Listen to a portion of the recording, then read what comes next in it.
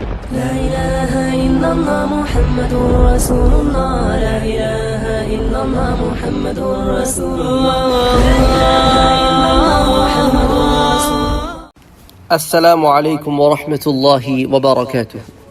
حضرت ابو ہریرہ رضی اللہ تعالی عنہ سے روایت ہے، وہ کہتے ہیں کہ میں نے حضور اکرم صلی اللہ علیہ وآلہ وسلم کو یہ فرماتے ہوئے سنا، ایک آدمی گناہ کر بیٹھا، یا شاید آپ صلی اللہ علیہ وآلہ وسلم نے فرمایا اس نے گناہ کا ارتکاب کیا، تو اس نے اللہ کی بارگاہ میں عرض کیا، اے میرے رب، میں گناہ کر بیٹھا ہوں، تو مجھے بخش دے. چنانچہ اس کے رب نے فرمایا، میرا بندہ یہ جان گیا ہے کہ اس کا رب بھی ہے جو گناہوں کو معاف کرتا ہے. اللہ اکبر، اللہ اکبر. فقال ربه علم عبدی ان له ربا یغفر الذنب، کہ میرا رب بندہ جو ہے یہ جان گیا ہے کہ اس کا رب بھی ہے جو گناہوں کو معاف کرتا ہے اور گناہوں کا مواخذہ بھی کرتا ہے، لہٰذا میں نے اپنے بندے کو معاف کر دیا. سبحان اللہ، سبحان اللہ. کہ صرف یہ اعتراف کر لینا اپنے گناہ کا، اپنے جرم کا اپنے رب کے آگے، تو رب یہ فرماتا ہے کہ میرا بندہ یہ جان گیا کہ اس کا ایک رب بھی ہے جو معاف بھی کرتا ہے، اور اگر گناہ کر بیٹھو اور معافی نہ مانگو تو مواخذہ بھی کرتا ہے. تو اس لیے اللہ عز و جل اس بندے کو بخش دیتا ہے، معاف فرما دیتا ہے.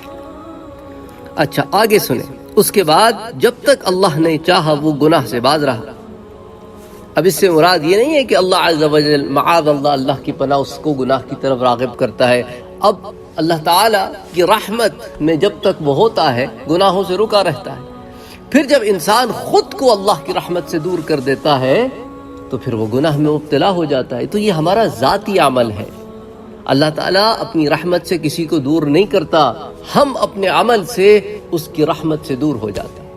اب دیکھیں نا، شیطان اس فلسفے کو غلط سمجھ بیٹھا ہے. اس نے اپنے نفس کی بات مان کر گمراہی میں مبتلا ہو کر گناہ کیا اور اللہ کی رحمت سے دور ہو گیا.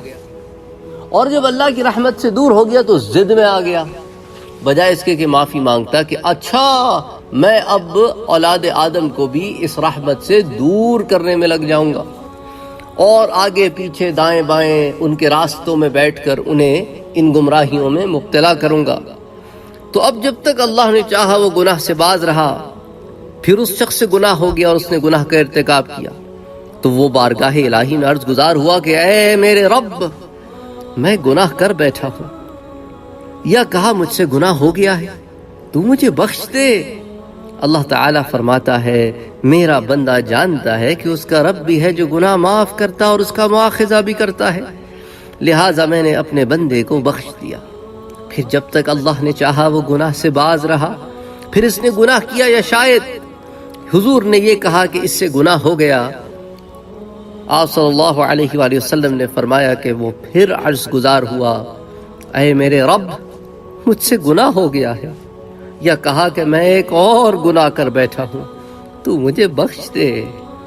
اللہ نے فرمایا، میرا بندہ جانتا ہے کہ اس کا رب گناہ معاف کرتا ہے اور گناہوں کے سبب گرفت بھی کرتا ہے، لہٰذا میں نے اپنے بندے کو تیسری دفعہ بھی بخش دیا.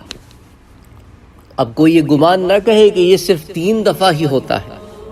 اور اگلا جو جملہ حدیث کا آپ کو سناؤں گا، پھر اس کو ایکسپلین کروں گا، جو علماء نے اس کی ایکسپلینیشن دی ہے، اور کتاب کا حوالہ بھی دوں گا، اور پھر یہ حدیث کا حوالہ بھی ابھی رہتا ہے. تو اللہ تعالی مزید فرماتا ہے، فَلْيَعْمَلْ مَا شَاءَ. اس کا بظاہر ترجمہ کیا ہے؟ پس وہ جو چاہے کرے. اب اس کا یہ مطلب ہرگز نہیں کہ اب کھلی چھوٹ ہے، گناہ کرتے پھرو. اس کو ایکسپلین کرتا ہوں اس جملے کا کیا مطلب ہے. پہلے یہ بتا دوں کہ یہ روایت کن کتابوں میں آتی ہے. یہ روایت درجہ صحیح کی روایت ہے. اسے امام بخاری نے الصحیح میں روایت کیا ہے، کتاب التوحید میں روایت کیا ہے، حدیث نمبر ہے 7068. اسی طرح امام احمد ابن حنبل اس کو المسند امام احمد ابن حنبل میں حدیث نمبر 9245 کے تحت لاتے ہیں. اسی طرح امام حاکم نے اس کو المستدرک امام حاکم میں حدیث نمبر 7608 کے تحت اس کی تخریج کی ہے۔ امام بیہقی نے اس کو سنن الکبریٰ میں حدیث نمبر 20553 کے تحت اس کی تخریج کی ہے، اور پھر یہ اربعین الصغریٰ میں بھی آتی ہے حدیث نمبر 9، تو درجہ صحیح کی روایت ہے۔ ٹھیک ہے، اب ذرا آ جاتے ہیں اس جملے پر جو آخری جملہ ہے، فَلْيَعْمَلْ مَا شَاءَ۔ اچھا، جیسے قرآن سمجھنے کے لیے آپ تفسیر کی کتابیں کھولتے ہیں، تو حدیث سمجھنے کے لیے آپ شرح الحدیث کی کتابیں کھولتے ہیں جس میں حدیثوں کی تشریحات ہوتی ہیں۔ بخاری شریف کی تشریحات بہت کتابوں میں موجود ہے، لیکن اس میں چند کتابیں چوٹی کی ہیں، جیسے فتح الباری ہے، اسی طرح عمدۃ القاری ہے۔ تو آئیے عمدۃ القاری سے آپ کو اس کی شرح سمجھاتا ہوں، اس چھوٹے سے جملے کی۔ اور عمدۃ القاری کس نے لکھی ہے؟ یہ امام عینی نے لکھی ہے۔ چند روز پہلے بھی میں نے آپ کو ان کا حوالہ دیا تھا، امام عینی کا۔ وہ عمدۃ القاری میں لکھتے ہیں اس حدیث کے تحت کہ معناہ ما دمت تذنب فتتوب غفرت لك۔ وہ لکھتے ہیں اس میں، علامہ بدر الدین عینی نام ہے آپ کا، علامہ بدر الدین عینی، وہ لکھتے ہیں کہ فَلْيَعْمَلْ مَا شَاءَ کی شرح میں کہ اس کا یہ مفہوم ہے کہ جب تک تجھ سے گناہ سرزد ہوتا رہے اور تو صدق دل سے توبہ کرتا رہے، میں تجھے بخشتا رہوں گا میرے بندے۔ اللہ اکبر، اللہ اکبر۔ ایک دفعہ پھر سنیں تاکہ ایمان تازہ ہو۔ اس کا مفہوم کیا ہے؟ جب تک تجھ سے گناہ سرزد ہوتا رہے اور تو صدق دل سے توبہ کرتا رہے، میں تجھے بخشتا رہوں گا میرے بندے۔ اللہ اکبر، اللہ اکبر۔ میرا رب بڑا کریم ہے، بڑا رحیم ہے۔